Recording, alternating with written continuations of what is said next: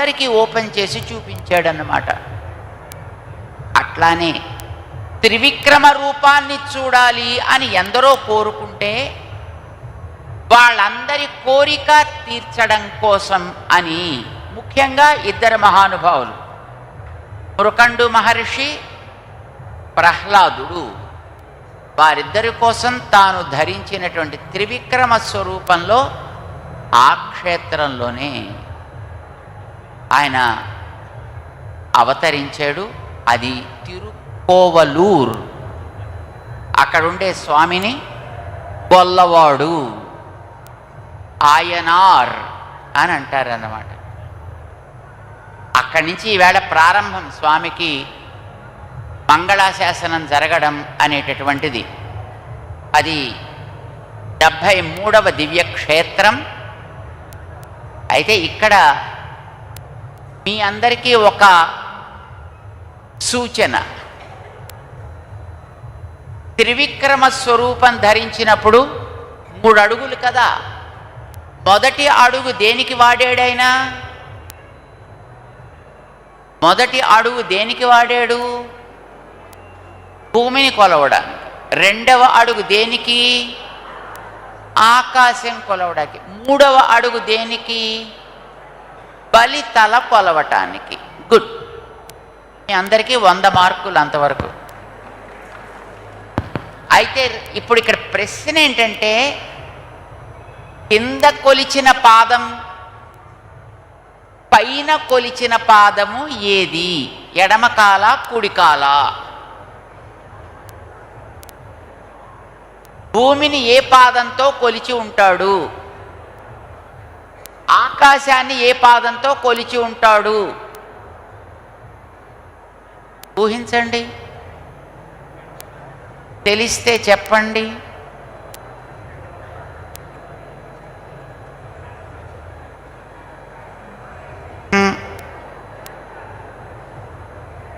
క్రింద దేనితో కొలిచి ఉంటాడు? ఏ పాదంతో కొలిచి ఉంటాడు? మొట్టమొదటి ఫస్ట్ భూమిని.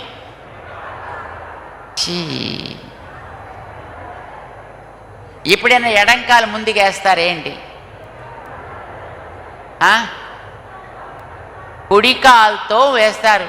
నీ కుడికాలు ముందు పెట్టి రారా.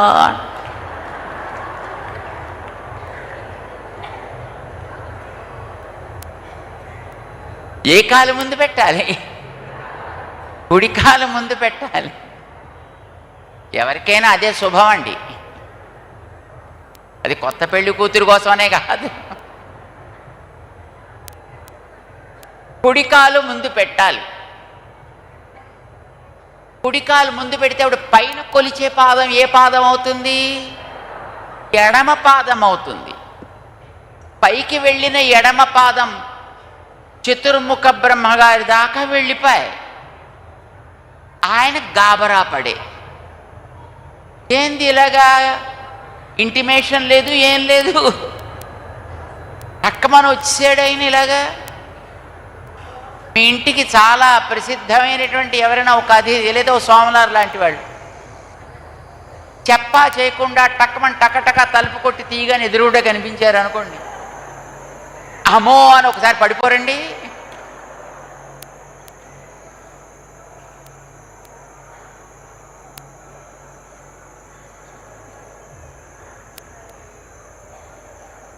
లేదా ఇప్పుడు అందరికీ కూడా రిమోట్స్ ఉన్నాయి కనుక మొట్టమొదటి ఫస్ట్ సీసీ కెమెరాలో చూసి అమ్మో స్వామిలో వచ్చారు అనుకోగానే ఎవరు ఇంట్లో లేరండి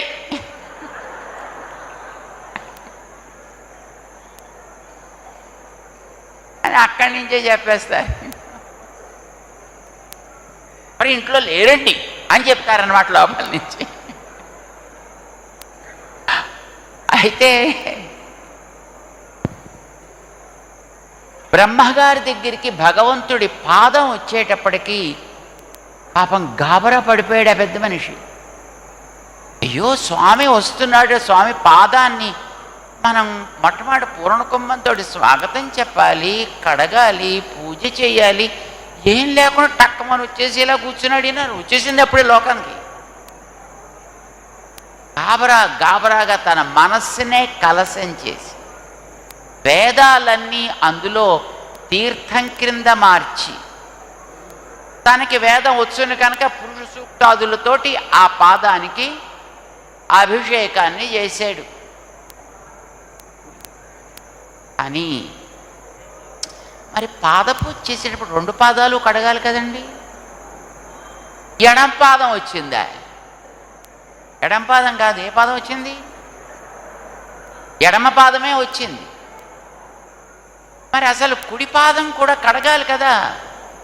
అయ్యో, ఒక పాదాన్నే కడిగే అదృష్టం, అసలు నాకు అదృష్టం ఇచ్చావు పాదం కడగడానికి, దట్ ఈస్ సో థ్యాంక్స్.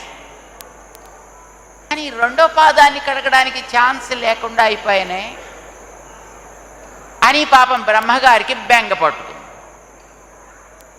సరే, పెట్టాడు ఒక అప్లికేషన్ ఆయన కూడా, స్వామి నాకు నీ 2వ పాదాన్ని కడిగే ఛాన్స్ కూడా ఇవ్వవలసింది, కీప్ ఇట్ పెండింగ్ అన్నాడు. తర్వాత ప్రహ్లాదుడు తపస్సు చేశాడు, కీప్ ఇట్ పెండింగ్ అన్నాడు ఆయన. మృకండు మహర్షి తపస్సు చేశాడు, ఓకే ఇప్పుడు శాంక్షన్ చేద్దాం అని వెంటనే అటు ప్రహ్లాదుడికి ఇటు బ్రహ్మగారికి కూడా వాట్సాప్ మెసేజ్ పంపించాడు ఆయన. ఇప్పుడు 2వ పాదాన్ని పంపిస్తున్నాం, బీ రెడీ అని. ఎడమ పాదాన్ని కడిగే అదృష్టం బ్రహ్మగారికి ఒకసారి ఇచ్చాడు కనుక, కుడి పాదాన్ని కడగడానికని కుడి పాదాన్ని చాచిన రూపాన్ని దర్శింపచేశాడు మృకండు మహర్షికి ఆయన. మీరు ఆలయంలోకి వెడితే చూస్తే ఈ 73వ దివ్య దేశంలో స్వామి కుడి పాదాన్ని పైకెత్తి ఉంటాడు. ఇంకొక 2 దివ్య దేశాలు ఉన్నాయి త్రివిక్రమ స్వరూపంలో, అక్కడ ఏ పాదాలతోటి ఉన్నాడు అది మీరు చూసి చెప్పాలి. మాకు అర్థమైందా? ఒక పాదం ఎందుకుందో పైకి మేము చెప్పాం, ఒక దివ్య దేశంలో ఉండే స్వరూపాన్ని మేము మీకు చెప్పాం. త్రివిక్రమ స్వరూపంలో మిగతా ఆలయాలు ఎన్ని చోట్ల ఉన్నాయి, ఏ పాదంతో ఉన్నాయి, కుడి పాదమా ఎడమ పాదమా, లేదు కుడి పాదంతో ఎన్ని చోట్ల ఉన్నాయి, ఎడమ పాదంతో ఎన్ని చోట్ల ఉన్నాయి, అది మీరు చూసి చెప్పాలి. చెప్పిన వాళ్ళకి ప్రైజు. అర్థమైందా? ఈవేళ కుడి పాదం ఎందుకు ఎత్తాడో మేము చెప్పాం, ఎడమ పాదం ఎందుకు ఎత్తాడో చెప్పాం. ఆ పాదాన్ని అలా ఎత్తి ఎన్ని చోట్ల ఉన్నాడు, ఈ రూపంలో ఎన్ని చోట్ల ఉన్నాడు, ఆ రూపంలో ఎన్ని చోట్ల ఉన్నాడు, ఆల్ టుగెదర్ ఎన్ని చోట్ల త్రివిక్రమ స్వరూపంలో భగవంతుడు ఉన్నాడో గమనించి చెప్పాల్సిన బాధ్యత మీది. ఈవేళ ఈ ఉలగ అళంద పెరుమాళ్ అని అంటారు త్రివిక్రమ స్వరూపంలో ఉండేటటువంటి స్వామిని. తిరుకోవలూర్ అనేటటువంటి దివ్య దేశాన్ని, అంటే 3 మొదటి ఆళ్వార్లు ఇయర్పా అనే పేరుతోటి ఉండేటటువంటి 3 ప్రబంధాలని, முதல் తిరువందాది, இரண்டாம் తిరువందాది, మూన్రాం తిరువందాది అని 3 ప్రబంధాలని పాడినటువంటి స్థానం. దాంతో ఈవేళ ప్రారంభం. ముఖ్యంగా ఈవేళ కాంచీపురానికి చుట్టూ ఉండేటటువంటి దివ్య దేశాల్లో వెంచేసి ఉండే పెరుమాళ్ళని ఆరాధించేటటువంటి అదృష్టం మీ అందరికీ కలిగింది. దాన్ని సేవించే అదృష్టం. ఈ అదృష్టానికి అంటే మరి రోజు మేము చేసేది అదృష్టం కాదండి. మరి రోజు మేము చేసుకునేటటువంటి గరుడ సేవలు అదృష్టం కాదా అని మీరు అడగకూడదు. ఏ రోజు ఏ స్పెషల్ అదృష్టమో ఆ రోజే చెప్తాను దాన్ని.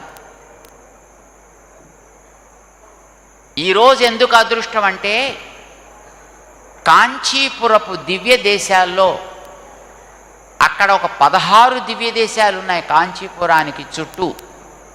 అదొక యూనిట్ అన్నమాట. అది కాంచీపురపు యూనిట్. అందులో 16 దివ్య దేశాలు. కానీ ఆ 16 దివ్య దేశాల్లో ఏదో దురదృష్టపు ప్రభావం చేత 2 దివ్య దేశాలు పూర్తిగా స్వరూపం లేకుండానే అయిపోయాయి. ఈ రోజుల్లో మనకి పేర్లు వినిపిస్తాయి తప్ప మనం అక్కడికి వెడితే ఆ దివ్య దేశాలని మనం చూడలేము. చాలామంది మాతో అంటుంటారు, స్వామి మేము 106 దివ్య దేశాలు చూసేసామండి అని. ఎందుకంటే భూమి మీద 106 ఉన్నాయి. మేము 106 చూసేసి వచ్చేసామండి ఇప్పటికీ అని అంటుంటారు చాలామంది. సరే మేము వింటుంటాం, పాపం వాళ్ళని డిస్కరేజ్ చేయడం ఎందుకు అని మేము చాలా సంతోషమయ్యా అని అంటుంటాం. 2 దివ్య దేశాలు కాంచీపురంలో అసలు లేవు. మరి 106 ఎలా చూసావు? ఎలా చూశారో తెలియదు. ఏం చూసి 106 అనుకున్నారో మనకి తెలియదు.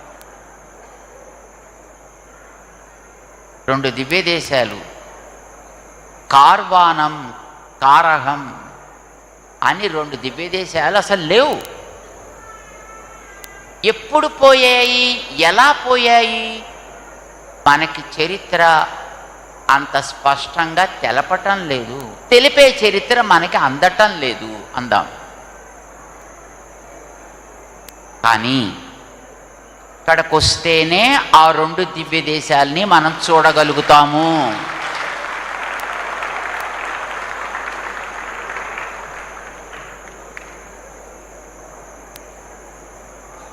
ఈ రెంటితో పాటు వైకుంఠము, పాల్కడలి అనేవి కూడా చూడలేరు.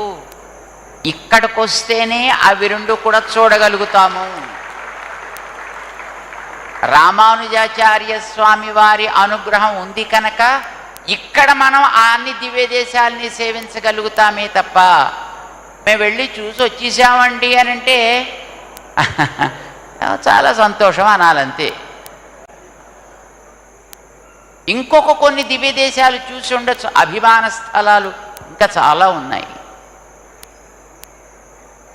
ఒక్కొక్క దివ్య దేశాన్ని ఈవేళ మనకి పరిచయం చేస్తారు.